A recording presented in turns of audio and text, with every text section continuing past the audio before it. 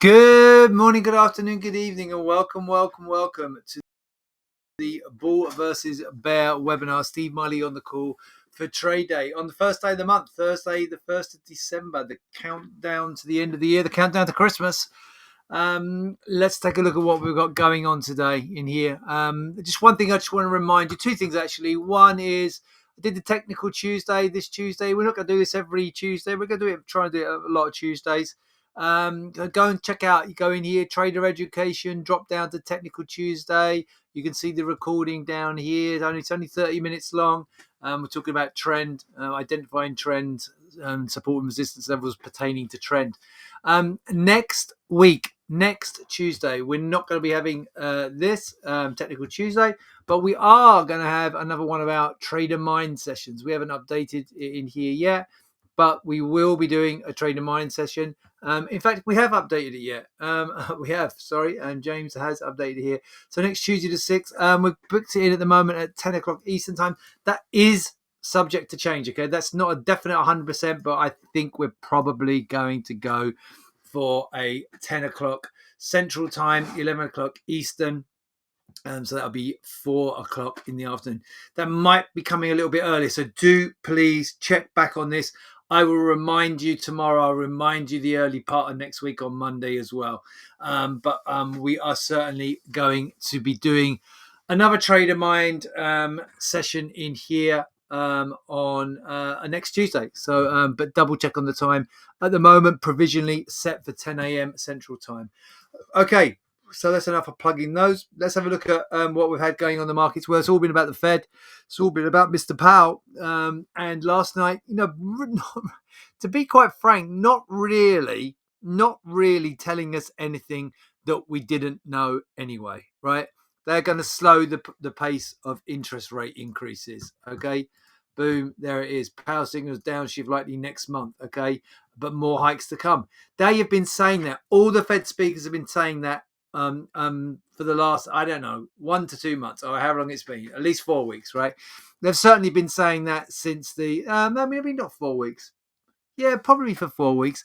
Certainly been saying it, even more reinforcing it since the last Fed meeting, and certainly it came through on the Fed minutes. They didn't really say anything more. He really didn't say anything more. They're going to slow the pace. He strongly indicated maybe from December, so i.e. the next meeting, looking for a 50 basis point hike only, not a 75, but that we've still got some way to go and they will stay resolute on course. All the same kind of language. I think it clearly shows how underweight markets are, how they are still not 100% fully onboarded with what the Fed are saying. And that stock markets are trading as if they are short or they're underweight in here. Sorry, I don't know if you can hear, I've got a helicopter going right over the top of my house. So markets certainly reacting that way. It was a super aggressive rally we saw on stock indices, very much a risk-on move. If you look at what happened on actually, I'm going to go to the bond market actually. I might have to update the chart in here because I think I've still got the December. Yeah, I do. Let me just update this on here. So ZNH. Now, I'm not saying the bond market didn't move, okay, but compared to the equity market in here, it was nowhere near as aggressive. It looks quite an aggressive move there, but if you look at it on the, I guess it ended up being actually quite a fairly aggressive move in here. Yeah, it did end up being. At one point, though, this wasn't particularly aggressive. We were only up in here, and it did end up as being quite an aggressive move on the 10-year. Yeah, no, I'll take that back. It was a fairly aggressive move on the 10-year. So we moved to higher prices, lower yields, obviously, in here. And importantly, the treasuries took out that high. So I'll take that back. When I actually previously looked at this last night, I wasn't focusing on it as much. I was obviously watching the stock indices for myself. And the market was kind of hovering around here. It wasn't nearly as aggressive a move, but it ended up being quite an aggressive move. So I'll take that back. It was a fairly aggressive move. What's I think even more interesting is the Fed tool was only putting in 77 percent chance of a 50 basis point hike at the next meeting, still putting a 23% chance that we're going 75. He might as well have said we're only going 50 as far as I can see yesterday. And all the Fed speakers have been saying similar in here. So nevertheless, the market leapt higher, stock indices leapt higher, obviously wiping out resistance levels. And we went higher in a broad risk on move. That also saw, so the Treasury market rallied. The oil market pushed higher as well. We saw the dollar weaken, and we saw cryptocurrency markets move high as well as a general move to risk on. That's been also helped in here by China starting to chart a path towards rejoining the rest of the world and living with COVID.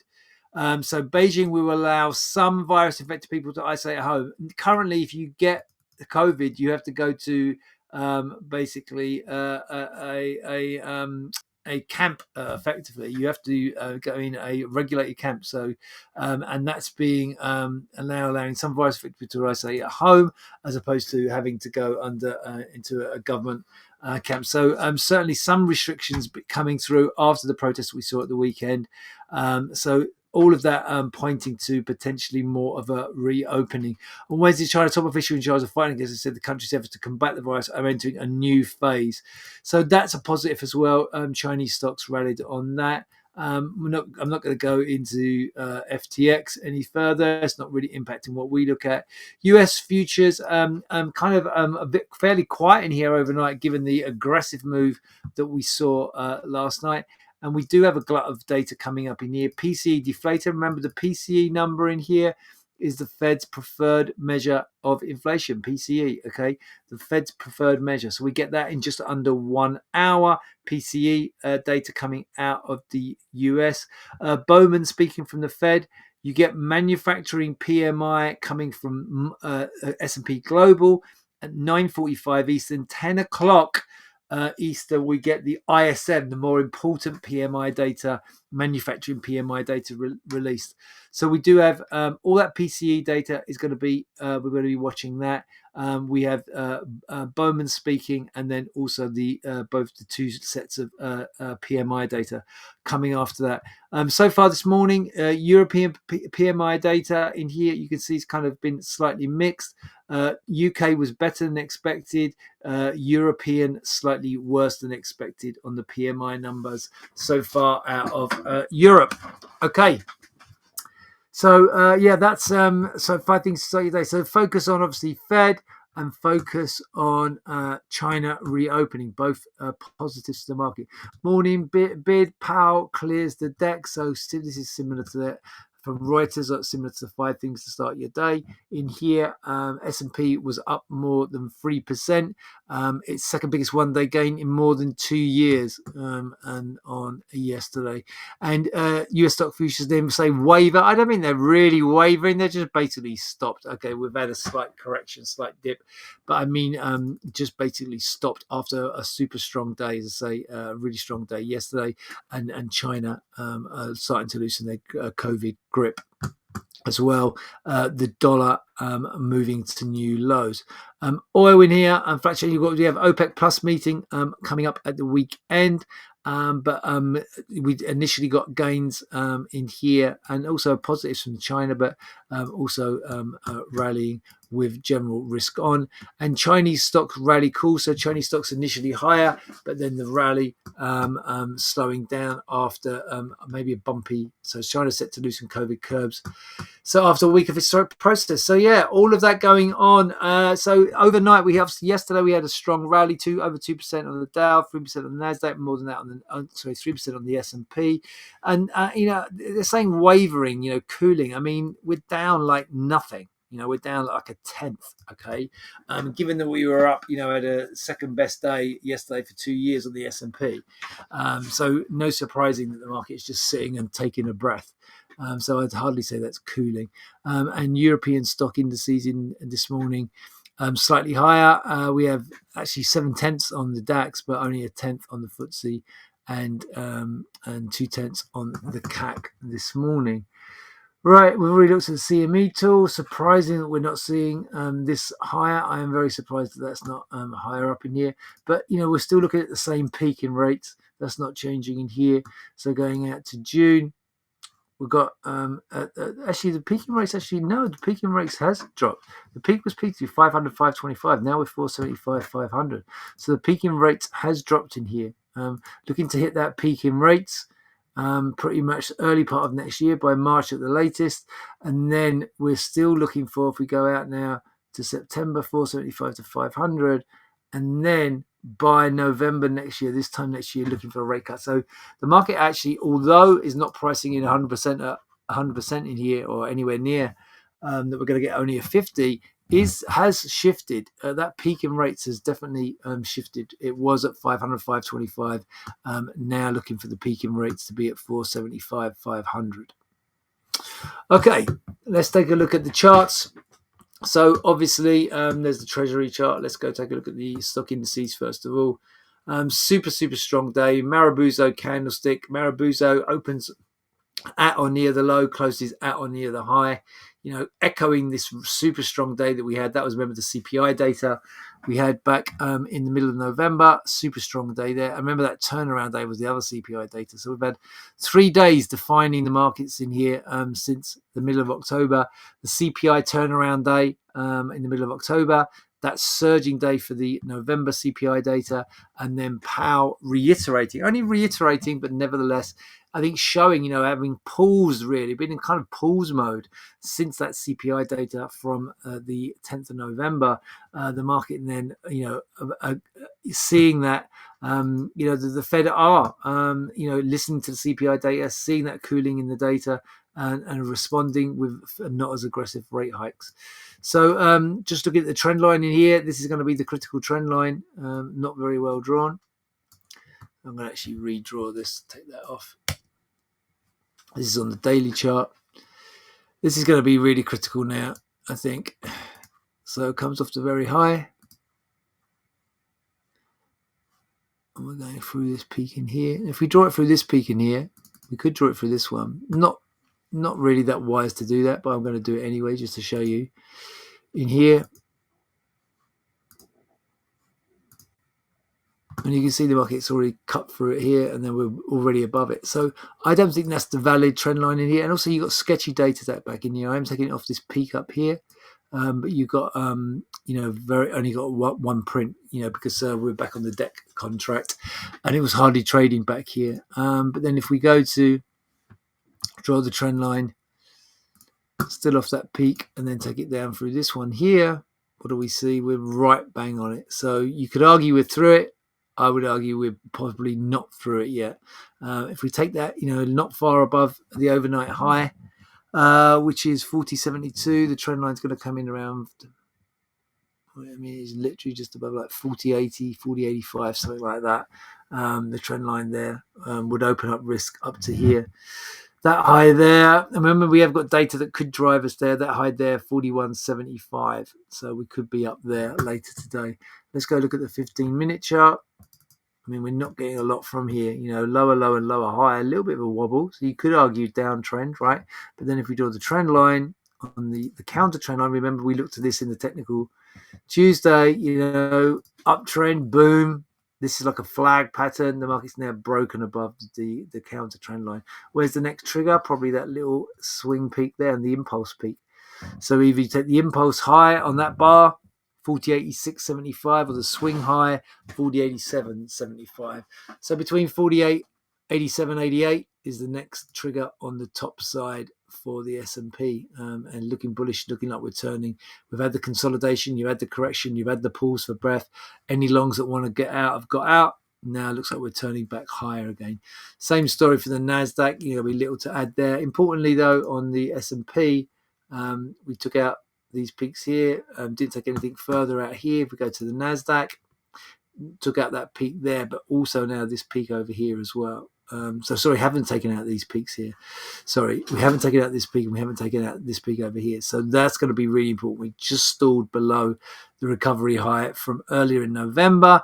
That high is 12.118.75, and the peak over here, 12.140.5. So that's actually it's below, that one's above. No, that's wrong. Hold on. 12,140 and then 118. 12,118 and 12,140. Critical levels on the top side. Obviously, we've dipped, but if we go take a look at the dip and the rebound for the NASDAQ, we're already, so it did put this little double top in, broke the double top. If you measure the double top, we've already hit the target. So the measure of the double top is between the peaks and the low. It's that distance there. If you measure that distance down, we've already hit the target. So you get a mini double top. The market's already hit the target. And if we again put the counter trend line on, we're already up through the counter trend line through there. And then where's the next levels? Well, up there really for me, the impulse high and the high there. So we are 0, 55, 60 kind of area up through there. This all looks more bullish for the NASDAQ. And then you're targeting that critical peak there, those two peaks we just looked at, 12,118 and 12,140 and change. Okay, so that's the upside risk. I mean, really on the downside for both of these, it's back below the lows. If we take out the lows, we could be correcting. So I would be looking at where the market pulls.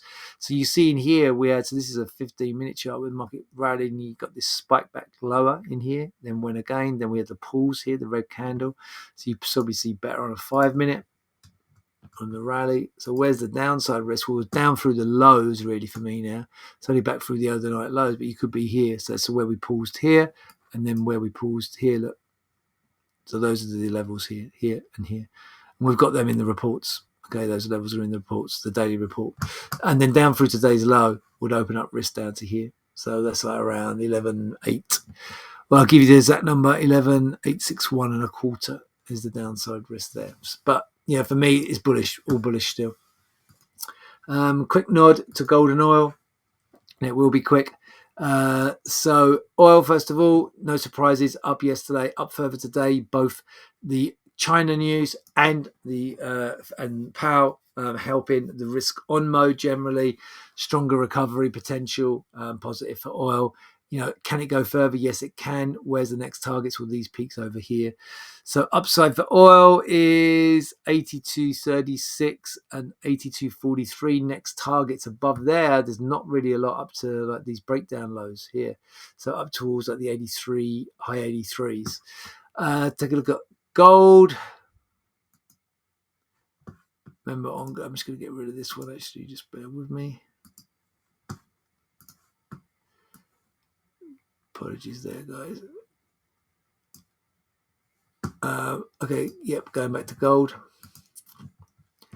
So although we're in risk on, okay, and obviously gold is a safe haven because it's correlated inversely with the dollar, and because risk on equals weaker dollar, gold actually rallies in risk on. So strong day yesterday, strong follow through, poised just below the peak there. Peak there 1806 up through 1806 here on gold. On the February contract would look pretty bullish in here. And then you don't see a lot up to like this area here, these peaks over here. So we'd be looking towards 18 in the 1830s. So 1806 is the trigger for the top side on gold.